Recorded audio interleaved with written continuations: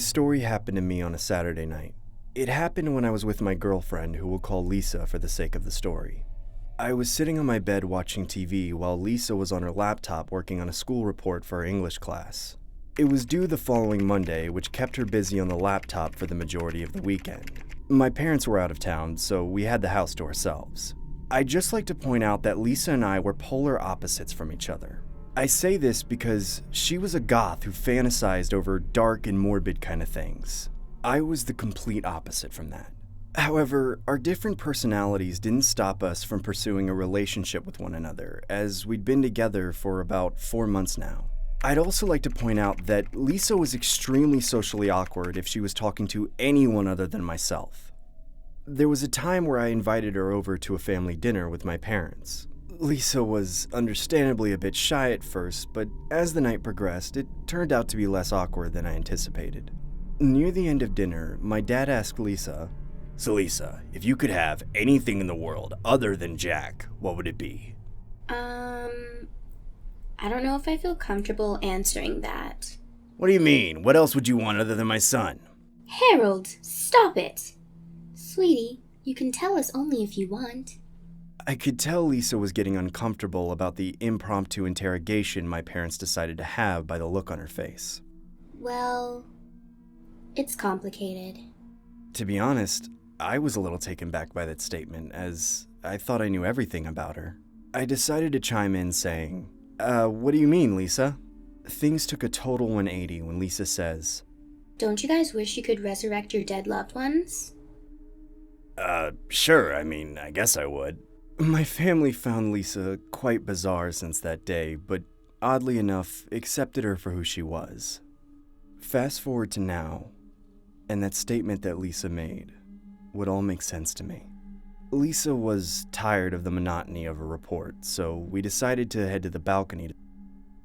I remember both of us being out of our minds while gazing out into the horizon. Midway through, Lisa offhandedly makes an odd remark saying, It would be pretty cool if I could see Todd again. Todd was Lisa's ex. I found this quite strange that she would say such a thing, considering the fact that we were both dating each other. I assumed she was out of her mind, but sadly that didn't stop me from giving her a piece of my mind. I agitatedly said, "Fine, go see him then. It's not like I ever liked you." Lisa then gives me a death stare like she wanted to throw me off the balcony. I stare back at her while I casually take another.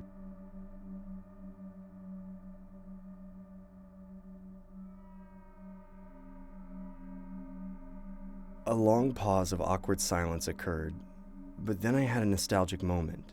I remembered Lisa mentioning something about Todd passing away just before we dated. His cause of death was due to undisclosed reasons I won't get into.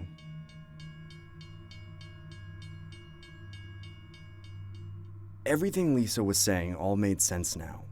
She was just expressing that she wanted to see Todd again since he was no longer here with us. I attributed my lack of memory to being out of my mind, which helped make the mishap more plausible, so I extend my arm to pass the to Lisa. She then slaps the out of my hand and aggressively says, He was better than you anyway. I had gotten into arguments with Lisa in the past, but I could tell she was at her boiling point this time. She then storms out of my place and immediately gets into her car. Despite being wrong in the situation, I stupidly shouted from the balcony saying, "Fine, have fun fishing on Tinder, loser!" She then flips me the bird and begins driving off into the distance. I eventually head back to my bedroom and continue to watch TV. About 5 minutes later, I couldn't help but feel guilty about what I did. I then decide to text Lisa saying, "Please come back to my house. I'm not trying to fight. I also have a free place in more in case you forgot." A couple minutes go by and I get no reply. That's when I start becoming more anxious. I kept contemplating whether I should call Lisa, but I didn't want to submit to the fact that I was begging for her forgiveness. I continued watching television. That's when I noticed Lisa's laptop sitting on my computer desk. She had stormed off and obviously forgot to take it with her. I noticed that Lisa had left her school report still open on a Word document, so I decided to proofread it, thinking it would be my silly way of apologizing to her. The report was titled, be with your loved ones, even when they're dead. This wasn't that surprising, as I knew the kind of person Lisa was, but it was also disturbing due to the circumstances that had just occurred on the balcony. I skimmed through the report and find Lisa talking about a relationship and how she wasn't internally happy and needed some sort of closure. I became more and more anxious the further I read into the report. She goes into detail about her past relationship with Todd and how she misses him tremendously. As I skim through more of the report, I come across a part where Lisa talks about being able to reconnect with Todd through a satanic blog she found online. To summarize what she said, it basically insinuated that you would have to go to the last spot where the person died and die the same way. That way you'll be able to reconnect with them in the afterlife. I begin panicking and call Lisa's cell phone. She then picks up the phone and says, "What do you want?" in a voice full of disdain and hatred. I try to pretend like I knew nothing about the report and say, "Please come back. I'm sorry about everything that happened. I'm sorry about what I said."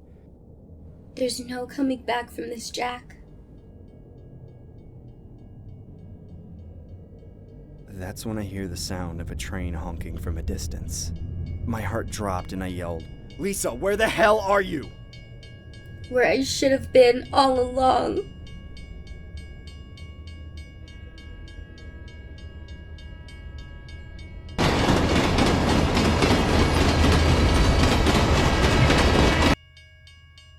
I could hear the train getting louder and louder, like it was coming with a full head of steam towards her direction. I began shouting, "Lisa, get the hell out of there! Lisa, please, I'm sorry!" Desperately trying to stop her from what I knew she was about to do. "Lisa, I'm sorry, okay? Get the hell out of there, please!" "Oh, Lisa, please, I'm sorry, I'm sorry, I'm sorry.